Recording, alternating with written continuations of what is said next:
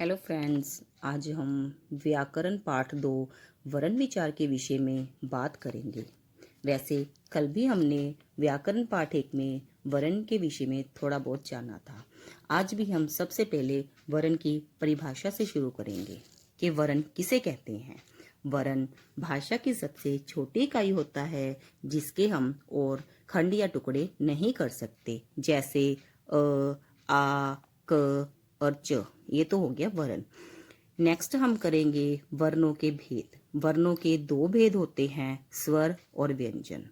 स्वर किसे कहते हैं? स्वर वह होते हैं जिनके उच्चारण में मुंह से निकलने वाली वायु के मार्ग में कोई ना कोई रुकावट नहीं आती। यह बिना किसी रुकावट के बोले जाते हैं, जैसे छोटा आ, छोटी ई, बड़ा आ, बड़ी ई, बड़ा ऊ, री आदि। आगे है हमारे व्यंजन।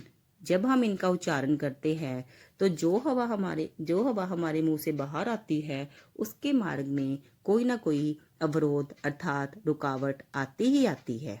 यह बिना किसी रुकावट के नहीं बोले जाते, जैसे हमारा क ख ग घ है। आगे है हमारे स्वर के भेद। स्वर के 3 भेद होते हैं, ह्रस्व, दीर्घ और प्लुत। सबसे पहले हम बात करेंगे ह्रस्व स्वर की।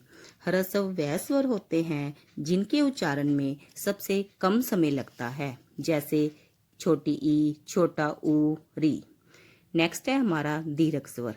दीर्घ स्वर वह होते हैं जिनके उच्चारण में ह्रस्व स्वर से थोड़ा सा ज्यादा समय लगता है, जैसे बड़ा आ, बड़ी ई, बड़ा ऊ, ओ।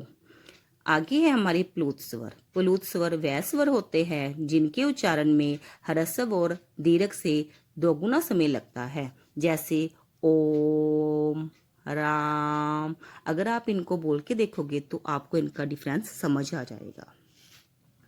आगे हम बात करेंगे व्यंजनों के भेद के। व्यंजन के 4 भेद होते हैं, स्पर्श व्यंजन, अंतसत व्यंजन, ऊष्म व्यंजन और संयुक्त व्यंजन।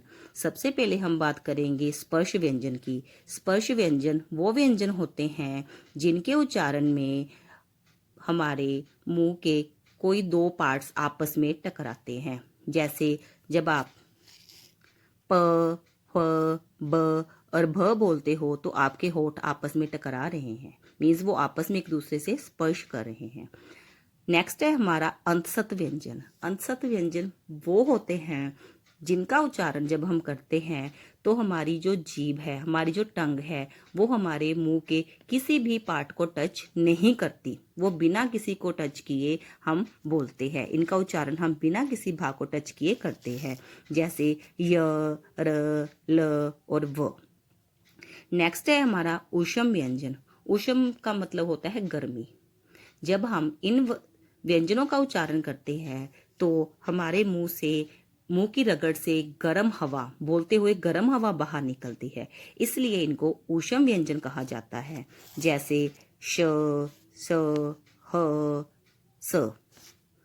आगे है हमारे संयुक्त व्यंजन। संयुक्त का मतलब होता है जो व्यंजन 2 व्यंजनों के मेल से बनते हैं उनको हम संयुक्त व्यंजन कहते हैं, जैसे क्ष, त्र, ज्ञ और श्र। अब हम ये जानेंगे कि जो क्ष, त्र और ज्ञ और श्र है वो कौन से 2 व्यंजनों के मेल से बनते हैं। सबसे पहले हम बात करेंगे क्ष की। क, श, अ, ये इन दोनों के मेल से बनता है क्ष। आगे है हमारा त्र, त प्लस र, त्र। नेक्स्ट है हमारा ज्ञ, ज्ञ और अ। इनको आजकल ग और य को जोड़कर भी ज्ञ बनता है। श्र, श और र के जोड़ने से श्र बनता है। आगे हम बात करेंगे अनुस्वार। अनुस्वार क्या होता है?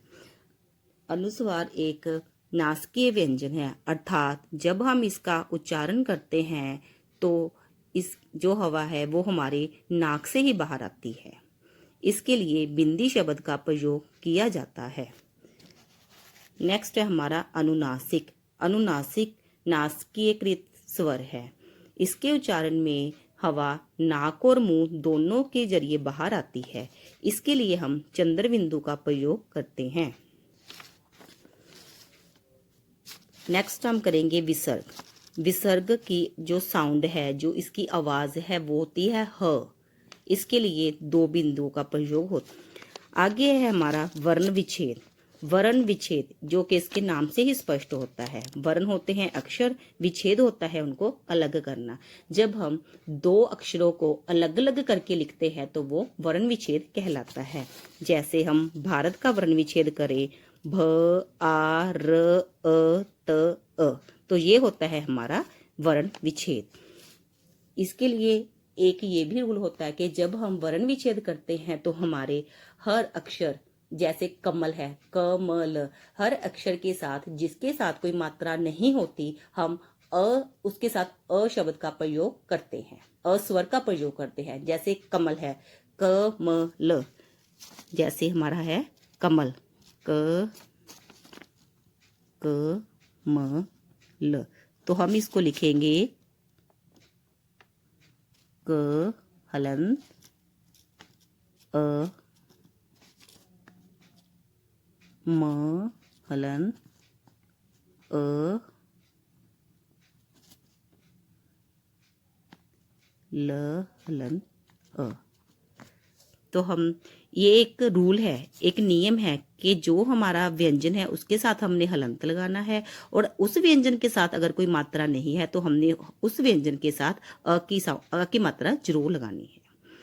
इस पार्ट में अगर आपको कोई टॉपिक ना समझ आया हो तो आप मुझे मेरे पर्सनल विंडो पे कॉल कर सकते हैं। धन्यवाद।